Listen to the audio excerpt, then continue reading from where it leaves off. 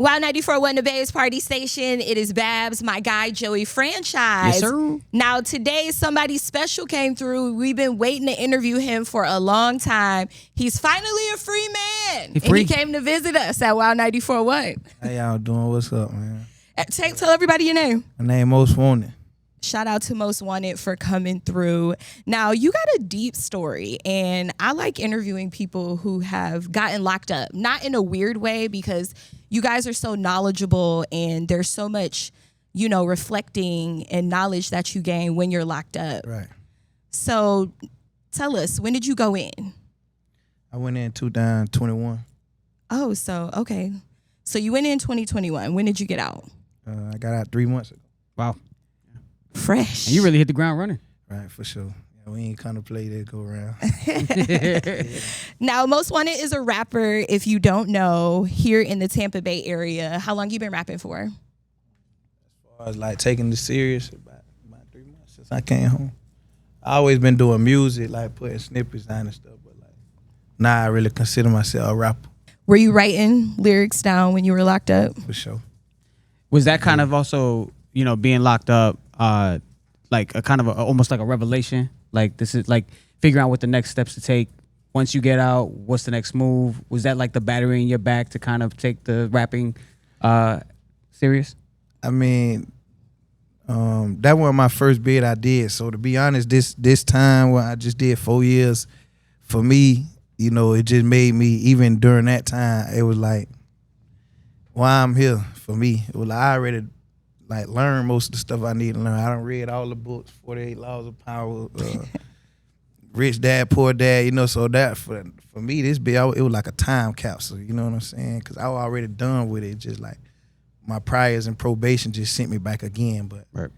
I got my revelation, the bid before that, you know what I'm saying? How long was the bid, the first one? I mean, I've been in prison 3 times, unfortunately. My first bid, it was 2 years.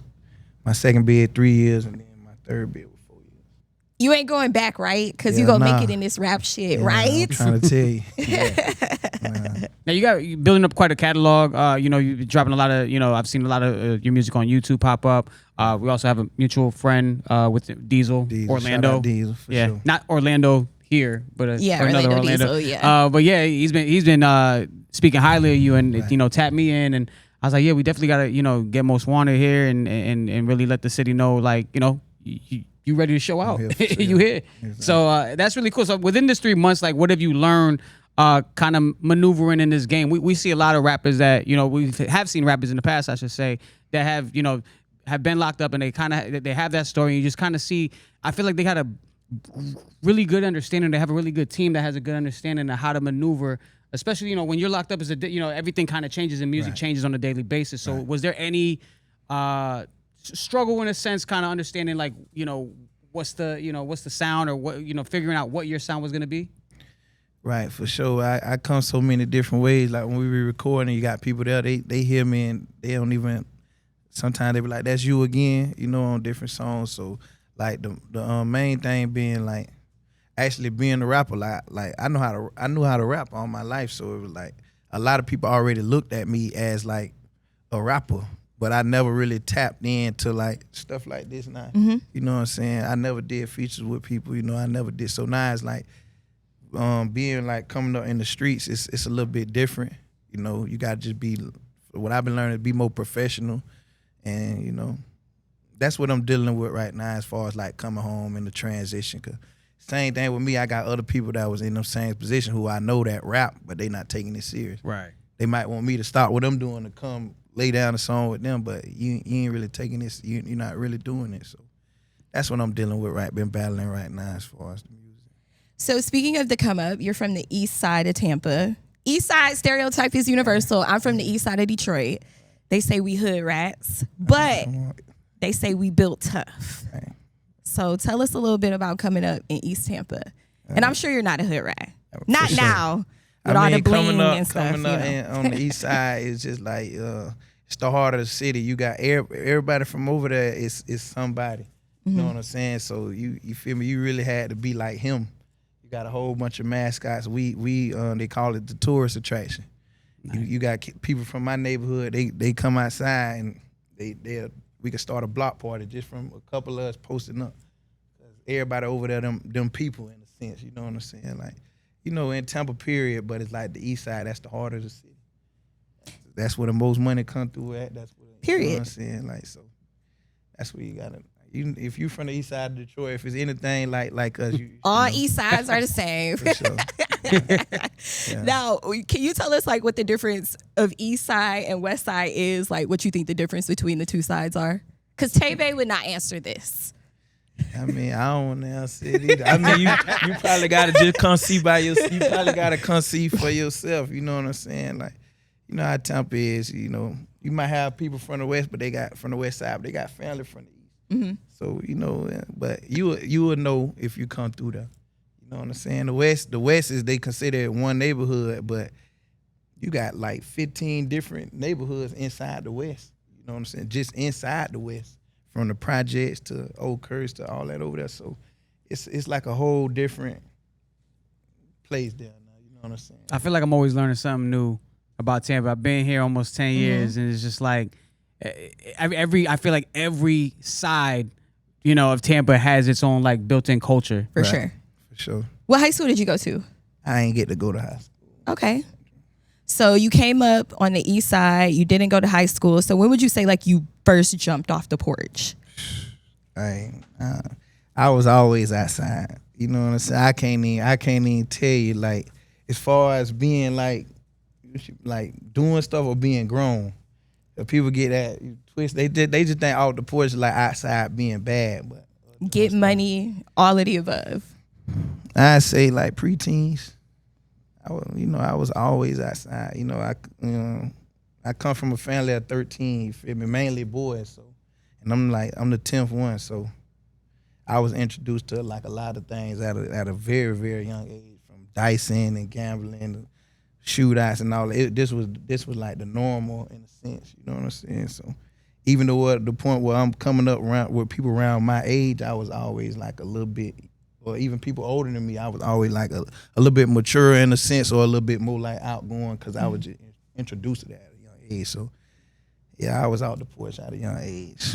Now, your mom, your dad, your family life, is that the reason why you felt like you had to start getting money at a young age?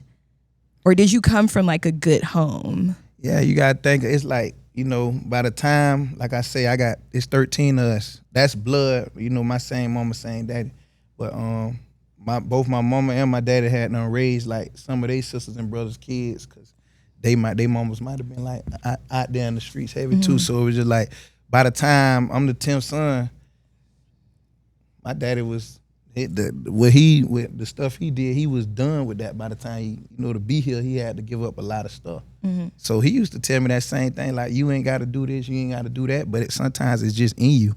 Right? Like, yeah, you transition. You know what I'm saying? Like, you got 10 kids, so by the time I'm coming, you definitely not doing this and doing that. But I'm just outside not knowing why I'm so good at a lot of this stuff that I ain't supposed to be doing, but it's just in you. You know what I'm saying? You look back at who your uncles is, and it's like you can't really run from what's in you. You know what I'm saying? So, do you have kids? No, not right now. I ain't trying to have none right now. You ain't trying to shoot up nobody club. You just got out. You just got out. Yeah. You trying to work. My man picked up the pen, and it's 3 months in, and look at where we at. He right here sitting with us on the couch. Right. I mean, I like having kids around me, but I like to be able to give them back to their mom and dad. That's how I was until I had my own, and I messed up. For sure. Now, I like what he said though, like, because about your pops, it kind of letting you know what's up, but again, it's just with those situations where if it's it's in you, that's just the road you take. Right. Jadakiss, I feel like, had that same situation happen with his dad, and he was getting kind of like clowned about because his dad's like in a suit and stuff like that on the podcast. Yeah. But sometimes it really do be like that. And you tell a lot of these stories in your music, and I can feel it. Right. And you can also tell Babs too, like who's really authentic. We had a few guys really authentic who've been through it, like the Nino Breezes of the world. And you could also really tell the difference.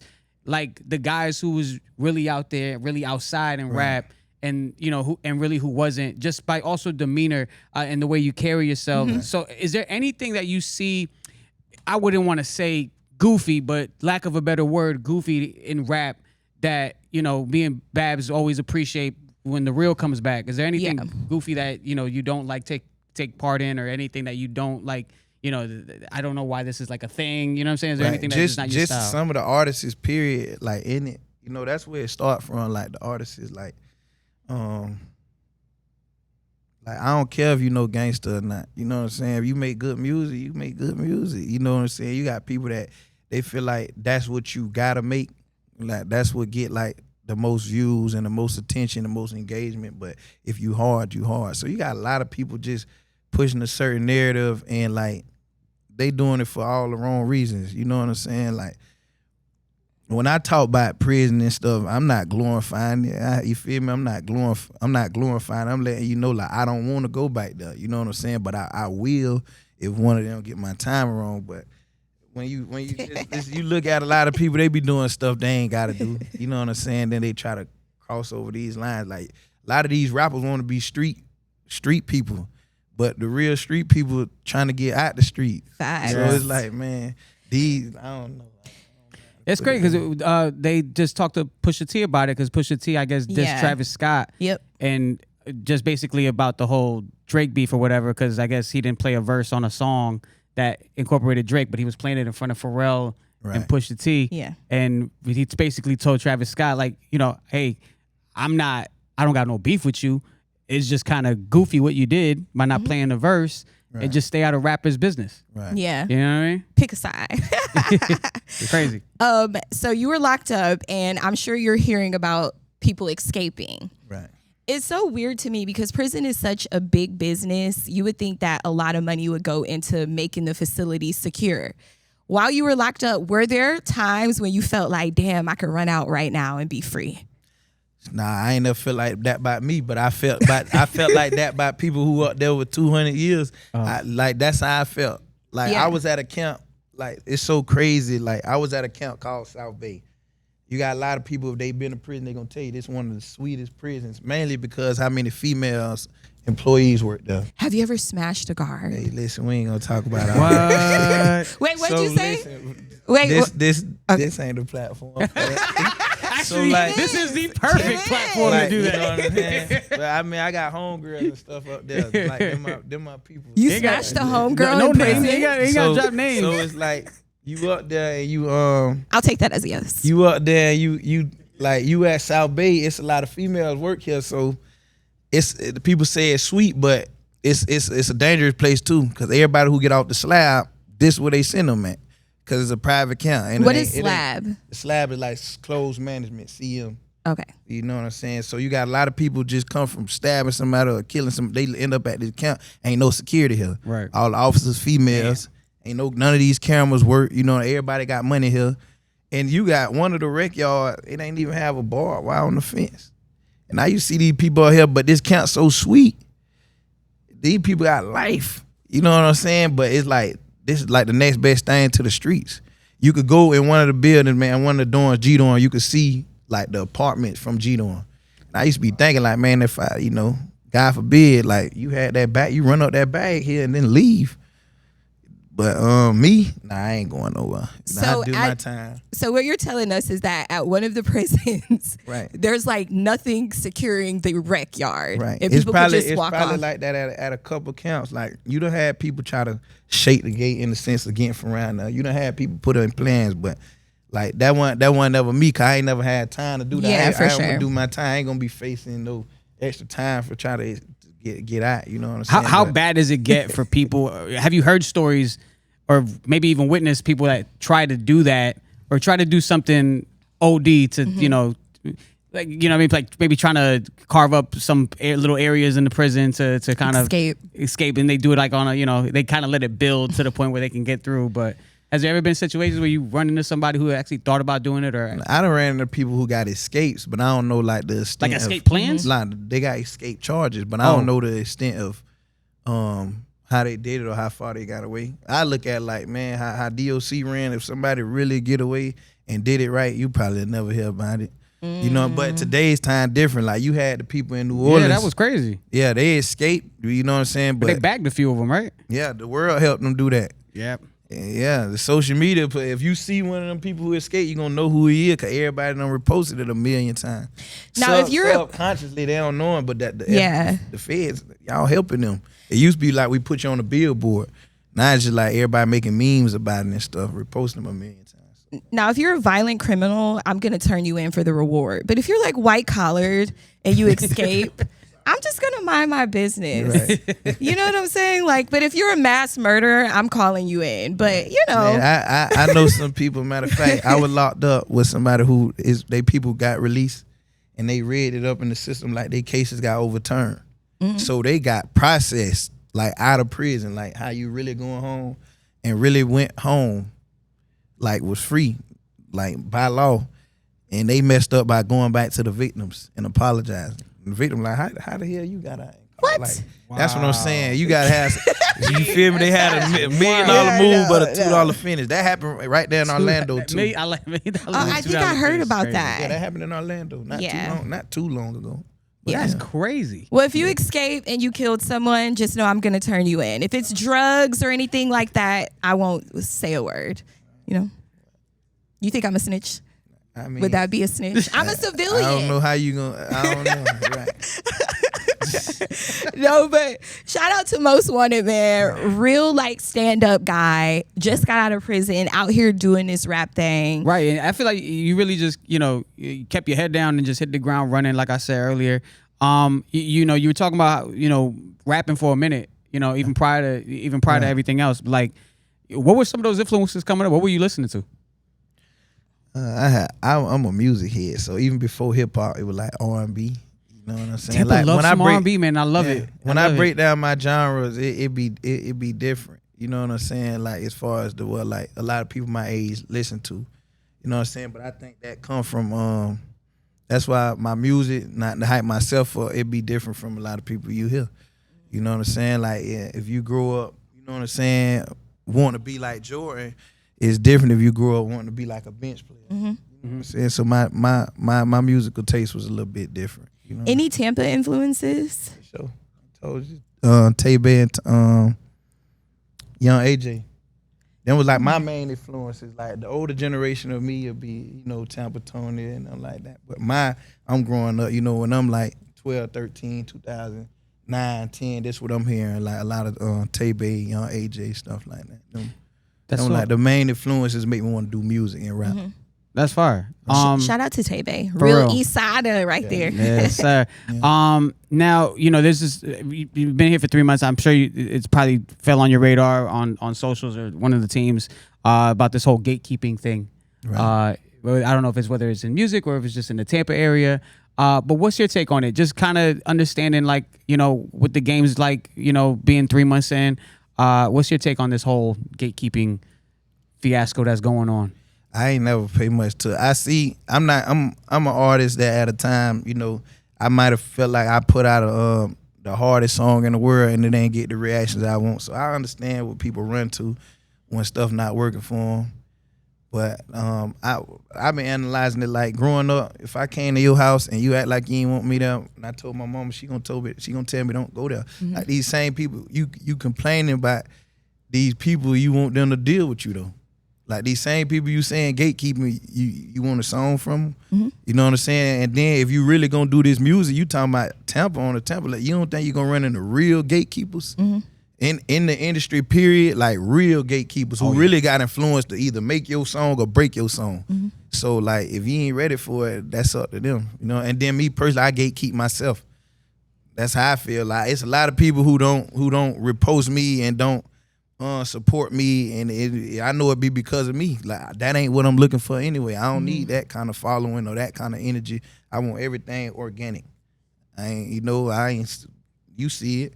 You like my song, you will play it. You feel me? You like my video, you will post it. You fuck with me, it's gonna show. So that don't really apply to me, the gatekeeper. Respect.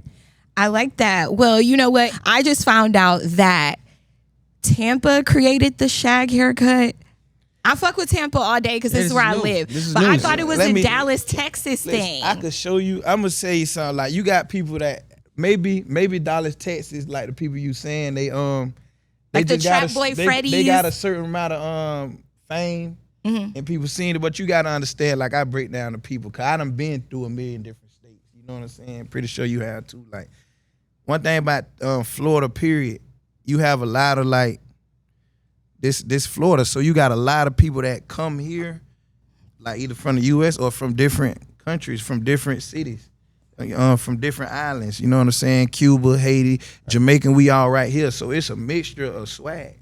When I look at the hairstyle, to me, it's like I used to grow up seeing it. I stayed right there on the outskirts of 21st. So that's like, you see a lot of Mexico City. I seen a lot of Spanish people wearing them hairstyles in Tampa. Before I seen young Trap Boy Fred. And then you say like a couple years ago, like he said he had it seven years ago. I could show you a video of me in prison about You had it? 8 years ago. I had that hairstyle in prison. They used to be making me cut it.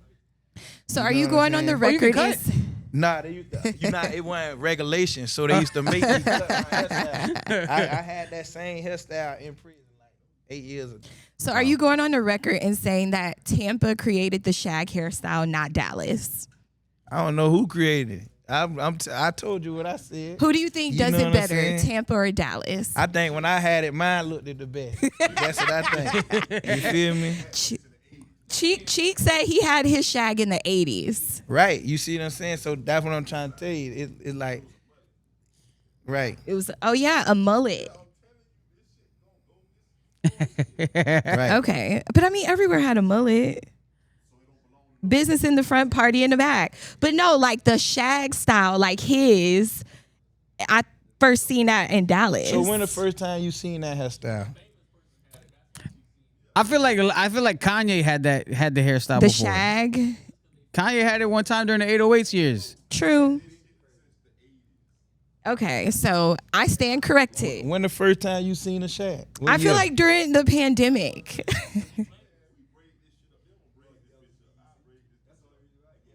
Yellow Beezy, yeah. Yellow Beezy she had that said haircut? during the pandemic. This was me and. Okay. So I stand corrected. I went in there. You feel me? So I don't know. Right. Like, you know, people did it, but like I told you, so I don't know. Like you say, the influence is a big thing. It's a big thing.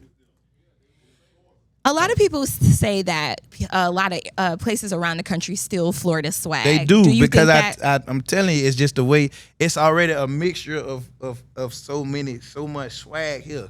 So like I'm telling you, like you got Cubans, you got Haitians, the whole down south they Haitians. You know what I'm saying? So it's like when you come to Florida, you dealing with so many different cultures. That, you know what I'm saying, you take them from here and taking the hand, then you got somebody that come here and be like, I like how they did that. You know, so for sure. Even words like slang. You know what I'm saying? I see a lot of this, the slang that we grew up making this, I see it on the NBA right now. Mm-hmm. So yeah, you know, but that's what it's for though. Ain't nothing here new under the sun. You know what I'm saying? Like he's saying, we're doing it in the 80s. Yeah. So, you know, it come from somewhere. It's just gonna come back around again. For sure. Now. And you know, a lot of things are coming back around again, like the whole Juke movement. I love that Juke Fest Part 2 is popping. A Part 2 is about to come up. Right.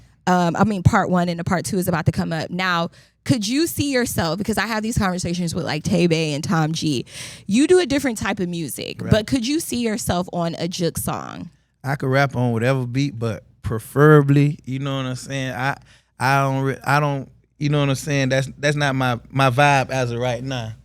You know what I'm saying? That's never been my vibe. Like, you ain't really gonna hear, when you hear me, you ain't gonna really hear, like, I know Juke is different from actual booty shaking music, but that ain't the music. I mean, I like feel good music, but like as far as Juke, that ain't my vibe. Well, you know what? Make sure you write your little baby back in prison, the guards. Come on, man. And tell them how good you're doing on the outside. They seeing it. They seeing it. I want to tell you, I still tap in with a lot of my homegirls who work up there. Homegirls. Right. That we call them homegirls. Homegirls. That we call them. You from where you say you from Detroit? Yeah. So you meet somebody from Detroit, that's your homegirl. Yeah, but you know, they say like when you call somebody your homegirl, your sister, your brother, y'all smashing. Nah, not necessarily. Not necessarily. Like if I'm somewhere in prison, mainly if I'm here and then somebody come up there from Tampa, they gonna be like, hey, you got a homeboy up here from Tampa. And you do that on a smaller scale. Like when you got people in the feds, they probably be in the state, they going through with each other. Now they're in the feds.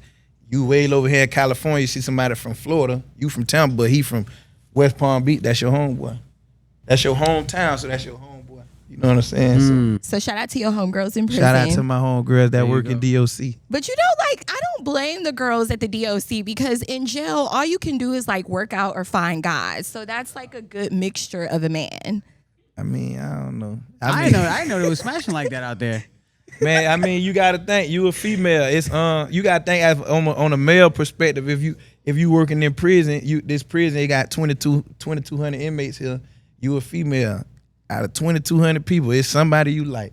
They got small people, tall people, buff people, slim people, fat people, Spanish people. So you gonna see somebody you like. You know what I'm saying? If especially if you ain't got no person at home. Now, do they put on a front? Like, I mean, you got a lot of them that's gonna be. Well, they gotta obviously be professional. Yes. But has there ever been like one that you've seen like slip up? I don't know. They just say something to you, like whisper something. I don't know. I'm gonna go through his Instagram and find that one chick. Hold on, you know, girls were good detectives. They're gonna take a picture of profile. Gotta be in like a uniform or something. Yeah, they're gonna be in the comments on one of these posts. I mean, it's just like a girl get a job who working here. They still regular people. They not robots. They teach them that we ain't nothing, and that's crazy. Oh wow! Then you got some of these people. They be like, oh yeah, they get drilled in their head all through training. And now you working with her, she working in the kitchen, and y'all talking. They realize we still regular people. I'm still human. I just got caught. You got wants and needs. You know what I'm saying? For sure. Now, Most Wanted, what would you tell like your younger self, knowing everything that you know now? Take your time. I like that. For sure. Slow motion is better than no motion. Don't rush it. You gotta be urgent, but don't rush it. You know what I'm saying? Anything you rushing ain't gonna come out right. You can't rush greatness. You know, that's what I learned. Like, fuck up by fuck up. Just slow down, take your time. You know what I'm saying? I've been saying that often because I've been going on these platforms, but that's something that I tell my younger self and other people that's coming up. You just gotta take your time. Now, Most Wanted, you got a new single dropping. When can we expect it? Right. I got a single dropping on the 4th. Never End, Never Enough. That's the name for it. That's the label. Most Wanted 97 on all platforms, right? On all platforms. Make sure you go follow my boy. We had a good time with Tap you in, during for this sure. interview. Good conversation. It's Babs, Joey Franchise, my guy Most Wanted with Wild 94.1. We out. Already.